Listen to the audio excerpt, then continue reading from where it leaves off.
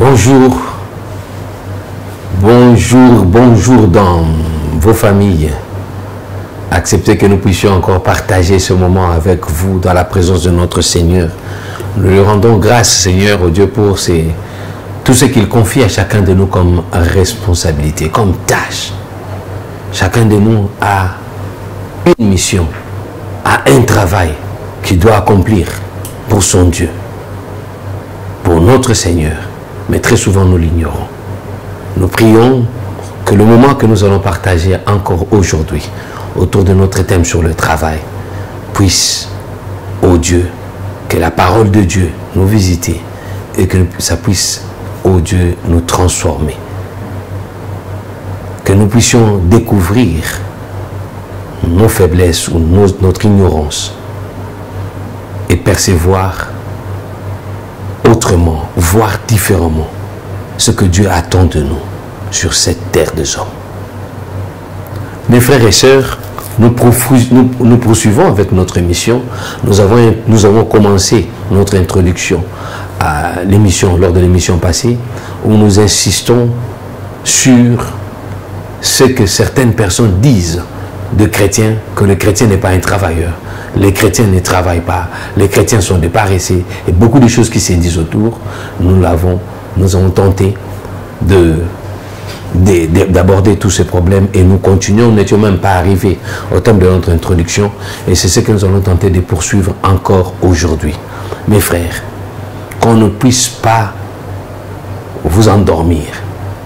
Vous avez étudié, vous avez terminé et on vous dit que non, pour le travail, tu dois faire ceci. Tu dois faire cela. On nous fait même oublier que le travail, c'est une bénédiction de Dieu. Et on croit que non, le travail, ça n'a rien à voir avec Dieu. Et moi-même, j'ai rencontré ça aussi dans certains endroits. Parfois, quand nous travaillons, on voit les magouilles et puis on vous dit, non, c'est dans cette chose ici, si tu ne le fais pas, ça ne va pas marcher. Et il y a des moments où nous emboîtons les pas. Nous cautionnons cela. Et nous devenons complices. Et nous ne contribuons plus à l'œuvre de Dieu comme il attend de nous. Nous l'avons lu la fois passée dans le livre d'Éphésiens. Pardon, je voudrais dire, c'était dans le livre de Matthieu 5, 13, 16, là où Dieu nous dit, soyez sel de la terre, lumière du monde. Quand Dieu nous bénit avec le travail, nous avons lu dans le livre de Colossiens, il dit, dans les Colossiens 33, et 3, 23, 25, Dieu dit, tout ce que vous faites, faites comme si vous le faisiez pour moi. Comme si nous le faisons pour lui. Et non pour les hommes. Mais quand nous travaillons maintenant, nous devons travailler de la manière que Dieu attend de nous. Parce que nous sommes créés à son image. Nous ne sommes pas appelés à travailler dans l'honnêteté, dans la malhonnêteté, dans les magouilles. Pour justifier, les autres aussi le font. Non. Toi, chrétien, pour avoir la bénédiction de Dieu, tu dois travailler dans l'intégrité, dans l'honnêteté. Peu importe que celui qui se trouve à ta gauche ou à ta droite en train de voler, mais toi tu dois rester correct. Tu dois rester correct. Parce que Dieu dit dans le livre de Matthieu, soyez sel de la terre, lumière du monde. La richesse que Dieu nous donne n'a rien à voir avec la conception du monde. Dieu ne nous invite pas d'être des voleurs. Célébrer la fête parce que j'ai trouvé l'endroit où je peux m'enrichir comme je veux, mais au détriment des autres. Quand Dieu nous bénit, même l'entourage en profite. Et c'est l'entourage qui commence à témoigner. Dieu bénit le travail. Et il nous donne aussi le travail. Quand nous avons reçu Jésus-Christ, Dieu nous dit, c'est une mission qu'il nous donne, n'est-ce pas? C'est une mission que Dieu nous a donnée, c'est un travail. aussitôt que nous avons reçu que Jésus-Christ, il nous confie une mission. Il dit, allez, faites de toutes les nations mes disciples. Nous sommes disciples de Dieu dès l'instant où nous l'avons accepté comme notre Seigneur et Sauveur. À partir de là, il a commencé déjà à agir. Il entre en action.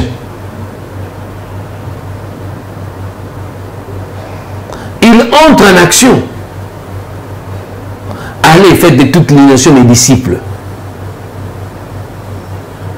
Mais avant, nous avons accepté les règles que Dieu a établies. Quelles sont ces règles? Ces règles se trouvent dans les 10 commandements de Dieu. Ne pas envier, ne pas voler, ne pas faire ceci. Un seul Dieu que tu adorerais aimera plus que tout. Et tout. Nous reviendrons quand nous allons aborder, nous serons dans le développement. Mais il donne tellement de conditions. Il y a des conditions, des règles préalables.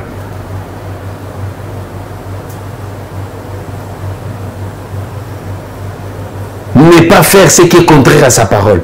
Nous avons tout ça en nous. Et il dit, soyez lumière du monde, celle de la terre. Vous savez, notre Dieu savait. Et ça ne peut pas effrayer les enfants de Dieu. Nous pouvons nous étonner ou dire quoi que ce soit. Pas du tout. Parce que Dieu lui-même savait que nous serons minoritaires. Il savait que les chrétiens seront minoritaires. Et alors il a dit, soyez celle de la terre. Pour la personne qui sait préparer. Nous n'avons pas besoin d'une grande quantité du sel pour mettre dans une marmite de pondo. Le pondo doit toujours être en plus grande quantité. Mais on met seulement un peu de sel. Et vous allez voir comment est-ce que ce sel va influencer la marmite. Le sel vient influencer la marmite. Et c'est comme ça que Dieu a pris l'image du sel. Puis il dit, soyez sel de la terre. Donc à nous chrétiens, nous ne pouvons pas nous justifier pour dire qu'ils étaient nombreux. Au Bazalaki Belé, c'est faux. Mais il ne s'est pas limité là. Il dit, bon, si je me limite avec le sel, peut-être les hommes ou alors certaines personnes qui ne préparent pas ne vont pas comprendre. Alors il dit, il ajoute, soyez lumière du monde. La lumière, exactement comme le sel. On voit l'espace, un grand salon, mais il y a seulement l'ampoule là, au milieu. Mais ça éclaire tout. C'est là encore, c'est en petit nombre. Cette lumière n'est pas aussi grande que l'espace qui éclaire. Mais seulement la présence de la lumière vient influencer. Alors les chrétiens, c'est un véritable influenceur. Et quand les chrétiens commencent à être influencés, alors là, nous devenons les sels sans saveur. Nous devenons les ampoules abîmées, bons pour la poubelle. La Bible dit, à quoi sert les sels sans saveur si c'est bien pour être jeté? Aujourd'hui, c'est l'effet contraire. Tellement que nous n'avons pas d'appui dans la parole de Dieu, nous ne lisons pas la parole de Dieu, nous ne prenons même pas notre temps pour méditer sa parole. Et alors, bien, on commence à croire aveuglement, accepter n'importe quoi. Et parfois même au nom de Jésus, alors qu'il n'est pas là. Il n'a rien à voir dans ça.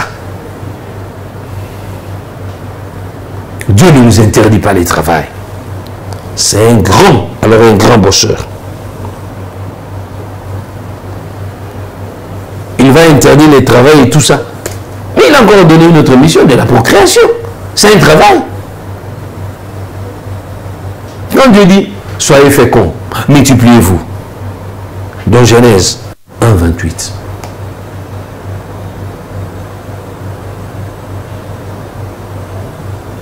Quelle responsabilité! Dieu nous a créés. Nous sommes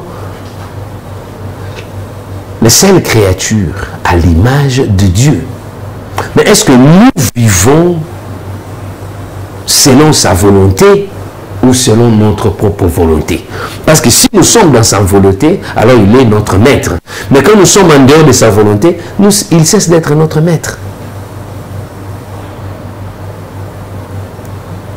Le travail, on en parle. Mais est-ce que Dieu soutient toutes sortes de travail, toutes sortes, je voudrais dire, de travail que nous pouvons faire? Non. Il y a des travaux que Dieu n'agrée pas. Et nous devons distinguer. Parce que en parlant, on risque de nous prêter certaines choses. Vous dire, ah, vous avez entendu, le serviteur, l'homme de Dieu a dit que voilà tout travail. Non. Il y a des travails. Prenez bien cette distinction. Nous, dans notre développement, nous aurons à décortiquer cas par cas. Nous avons des travails agréés par Dieu. Des travails que Dieu soutient. Et nous avons aussi des travails qui n'ont rien à voir avec Dieu. Dès sa conception, ne dépend pas de Dieu, mais du malin. Mais dans la première catégorie, le travail que Dieu bénit, et là, nous avons encore des sous-points. Il y a le travail que Dieu bénit, mais Satan vient toujours se frayer les chemins dans le travail que Dieu a béni.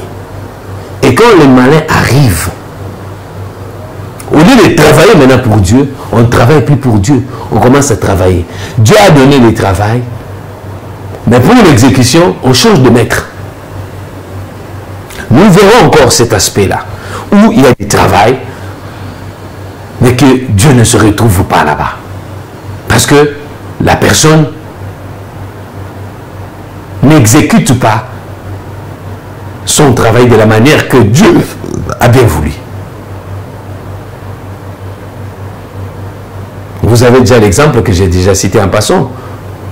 Vous savez qu'un pasteur, il est aussi en mission. Il travaille pour le compte de Dieu.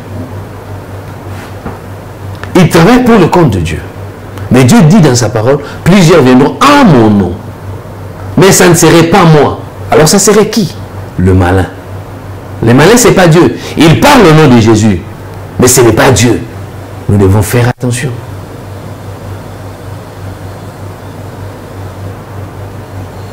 Il vient. Il vous donne un travail. Mais il vous donne un travail qui vous empêche d'être en communion avec votre Dieu. Parce que vous savez, l'efficacité de nos prières, l'intimité, le renforcement de nos liens avec notre Seigneur dépend aussi de la manière que nous nous comportons pendant la journée. De tout ce que nous faisons.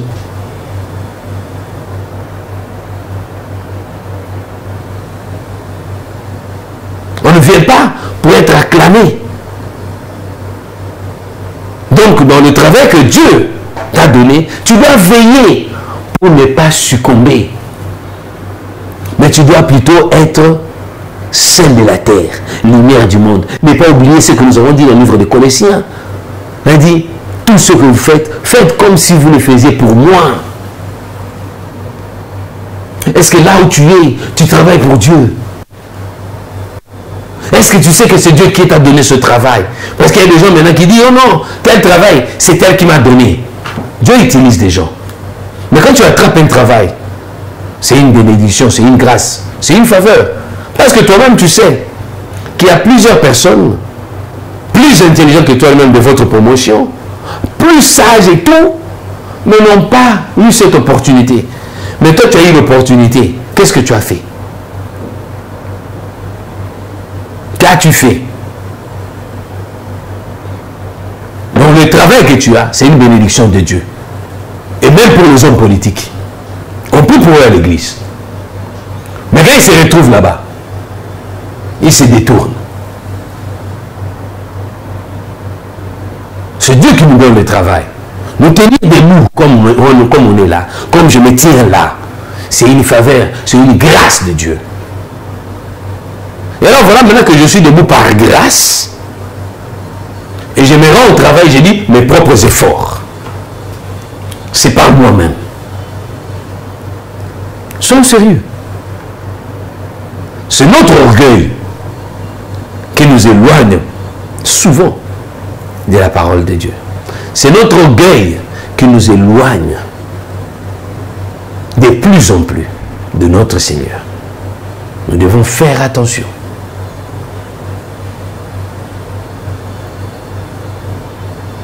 nous verrons tous ces détails. Dieu a béni. Dieu m'a béni en me donnant un travail, mais voilà maintenant que je me retrouve dans ce travail, au lieu d'être sel de la terre, lumière du monde, et je ne suis plus sel, je suis devenu sel sans saveur, je suis devenu une lampe abîmée, bon pour la poubelle.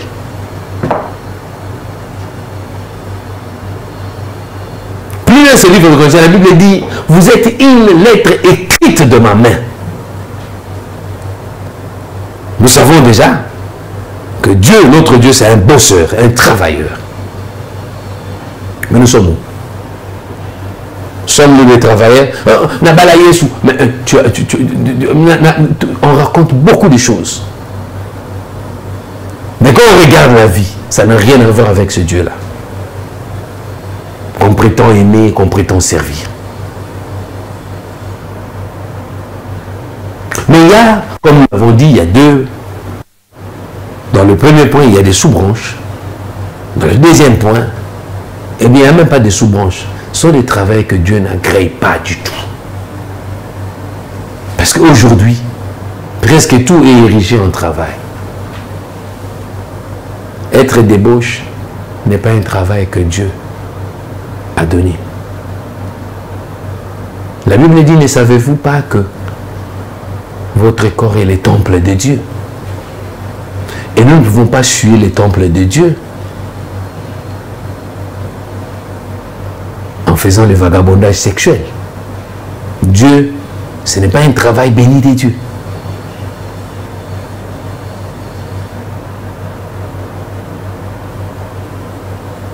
Nous ne pouvons pas faire des choses qui suivent.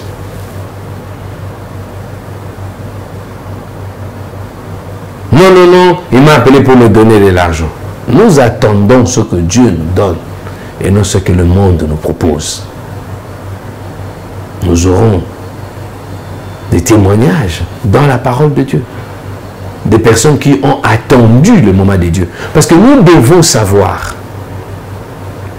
que chacun de nous doit savoir ce que Dieu attend de lui. Et nous le savons.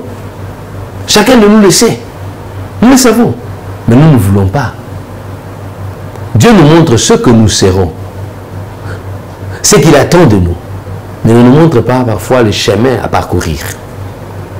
Il a fait avec Joseph, il lui a montré comment est-ce que ses frères ont courbé la tête devant lui, mais il ne lui a pas montré le chemin à parcourir pour arriver là-bas. Il s'est réjoui seulement, il partage son rêve avec ses frères et même son père. Mais il n'avait pas vu qu'il deviendra prisonnier en Égypte, esclave. Mais il n'avait pas renoncé à ce Dieu-là. Il a gardé, il est resté fidèle, refusant de coucher avec la femme de Potiphar, refusant de s'incliner devant Pharaon. Et au finish, Dieu l'a élevé au point de devenir la deuxième personnalité de l'Égypte, qui était le numéro 1 mondial, une puissance. Notre Dieu a sa façon de faire. Alors nous devons éviter certaines comparaisons. Oh, la comparaison, on veut comparer. Oh non, tel. Mais oui, Joseph n'a pas travaillé à côté de Pharaon. Joseph a travaillé à côté de Pharaon, mais selon les règles de Dieu et non de Pharaon. Oh non, ici, c'est la politique. Ici, c'est ceci. Mais oui, Joseph a dit, je ne peux pas. Mais Pharaon a dit, entre devant moi et toi là, nous sommes égaux. Il n'y a pas de différence. Mais tu dois servir ton Dieu.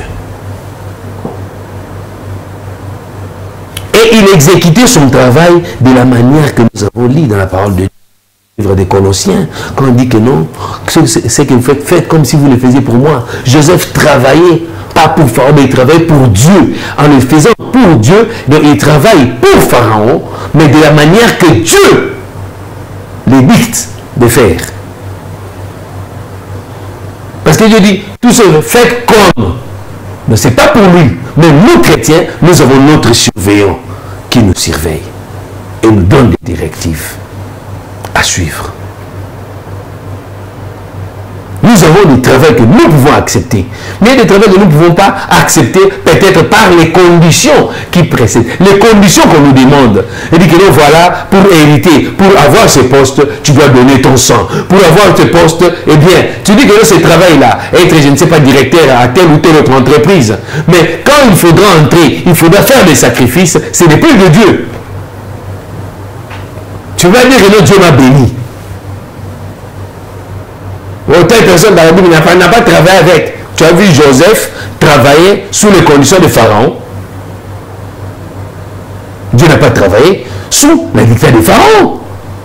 Mais il a travaillé conformément à la volonté de Dieu, tout en respectant les règles de l'Égypte.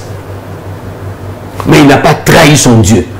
Et derrière lui, seul Dieu sait combien de personnes se sont converties.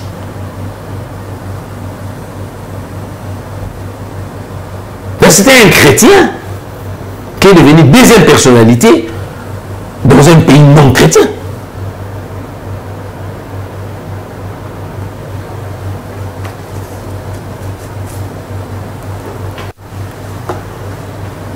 Oh non, la femme enfantera avec douleur. Et la personne qui vous dit ça ne connaît même pas Dieu. Il n'est même pas chrétien. Mais quand nous avons le bébé entre nos mains, on oublie tout. Tout ce qu'on a connu comme problème avant. Les enfants sont une bénédiction de Dieu. Dieu ne veut pas te bénir, te donnant le don de tuer.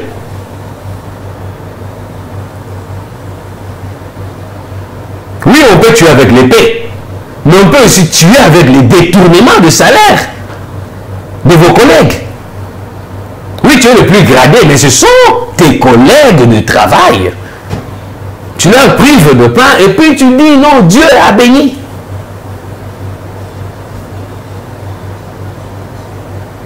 Les combles, c'est que la religion aujourd'hui, la prédication de la parole de Dieu, au lieu d'être ce que Dieu lui-même a demandé, il dit que non, hein, enseigner.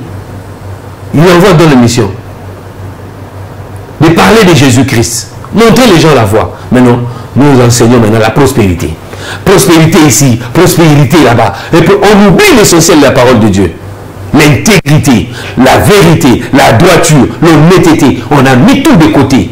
Et on veut maintenant on nous prête maintenant quoi? On donne comme arme, il faut avoir l'argent, il faut être bien habillé, il faut être chic, il faut être beau, il faut faire ceci. Un chrétien, il faut ça là, il faut mon nana. L'apparence. Mais Jésus a dit, de tous ceux qui sont nés de la femme, il n'y a pas plus grand que Jean-Baptiste. Et quand nous regardons Jean-Baptiste, on ne voit pas un monsieur qui roulait avec des limousines, mais on voit une personne dans la forêt qui se nourrissait des sauterelles. Alors c'est quoi la richesse pour notre Dieu? C'est quoi le travail pour notre Dieu? Est-ce c'est une sanction? Est-ce une punition? Le travail pour notre Dieu, c'est une bénédiction? Est-ce une bénédiction ou une malédiction? Quel type de travail Dieu attend de nous? Et comment il veut que nous puissions travailler? Parce qu'avoir un travail, c'est une chose. Comment travailler? Selon quelles règles? Nous travaillons pour qui? Et pourquoi? Est-ce que Dieu, notre Dieu, trouve sa part ou l'ennemi? Toutes ces questions, mes frères et sœurs, trouveront leur réponse dans notre prochaine émission. Que Dieu vous bénisse. Ciao.